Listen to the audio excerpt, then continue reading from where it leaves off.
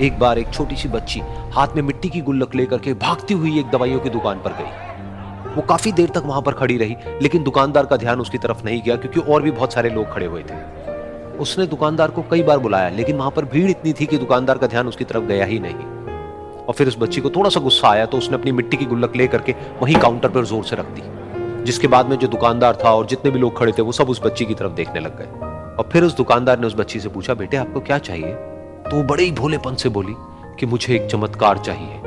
ये सुनकर के दुकानदार को कुछ समझ नहीं आया, ना ही वहां पर जो लोग थे उनको कुछ समझ में आया, और सब उसकी तरफ देखने लग गए। फिर दुकानदार ने बोला, बेटे चमत्कार तो यहाँ पर नहीं मिलता है। तो बच्ची को लगा कि वो उससे झूठ बोल रहा है, तो बच्ची ने कहा कि मेरी गुल्लक में बहुत पैसे हैं, आप बताओ आपको कितने पैसे चाहिए, लेकिन मैं आज यहां से चमत्कार लेकर के ही जाऊंगी। तो वहीं काउंटर पे एक और आदमी खड़ा था, उसने उस बच्ची से पूछा कि बेटे क्यों चाहिए तुमको चमत्कार? तब उस बच्ची ने अपनी कहानी बताई कि अभी कुछ दिन पहले मेरे भाई के सर में बहुत तेज दर्द हुआ, तो मेरे पापा मम्मी उसको हॉस्पिटल ले गए। उसके बाद कई दिन तक मेरा भाई घर नहीं आया। तो मैंने कई बार अपने पापा से पूछा, लेकिन उन्होंने मुझे कुछ नहीं बताया। उन्होंने बार बार यही कहा कि वो आ जाएगा, वो कल आ जाएगा, वो कल आ जाएगा, लेकिन वो आ ही नहीं रहा था। तो मैंने देखा कि मम्मी रो रही है। अब पापा मम्मी को कह रहे थे कि उसकी दवाइयों के लिए और उसके इलाज के लिए जितने पैसे चाहिए उतने मेरे पास में नहीं है, अब उसको कोई चमत्कार ही बचा सकता है। तब मुझे लगा कि अगर मेरे पापा के पास में इतने पैसे नहीं भी हैं तो क्या हुआ, मेरे पास में तो है। तो मैंने जितने भी पैसे जोड़ रखे हैं वो सारे लेकर के मैं इस दवाई की दुकान पर आई। फिर उस आदमी ने उस बच्ची से पूछा, कितने पैसे हैं तुम्हारे पास में?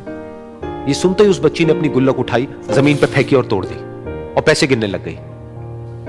बाकी सब लोग खड़े होकर के उसको देख रहे थे। थोड़ी देर बाद उसने सारे पैसे अपने हाथ में इकट्ठे किए और बोली, मेरे पास में पूरे 19 रुपए हैं। वो जो आदमी वहां पर खड़ा था वो थोड़ा सा मुस्कुराया और बोला कि अरे तुम्हारे पास में तो पूरे पैसे हैं, इतने का ही तो आता है चमत्कार। ये सुनकर के वो बच्ची बहुत खुश हो गई और बोली कि चलो मैं आपको अपने पापा से मिलवाती हूं। बाद में पता लगा कि वो आदमी कोई आम आदमी नहीं था, बल्कि एक बहुत बड़ा न्यूरोसर्जन था, और उसने सिर्फ 19 रुपए में उसके भाई की सर्जरी करी और कुछ ही दिन बाद वो ठीक होकर के घर वापस आ गया। फिर कुछ दिन बाद वो बच्ची, उसका भाई, उसके पापा, उसकी मम्मी चारों एक साथ बैठे हुए थे और बात कर रहे थे। तो उसकी मम्मी ने उसके पापा से पूछा कि अब तो बता दो ये चमत्कार आपने किया कैसे? तो उन्होंने अपनी बेटी की तरफ देखा और बोले, ये चमत्कार मैंने नहीं, इसने किया है।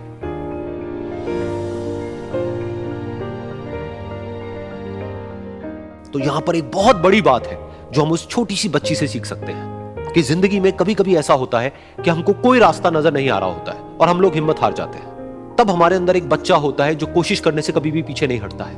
वो हार मानने को तैयार नहीं होता है क्योंकि उसको ना शब्द समझ नहीं आता है। वो बच्चा जिसके लिए कुछ भी नामुमकिन नहीं है, क्योंकि वो हर हाल में कोशिश करता ही रहता है।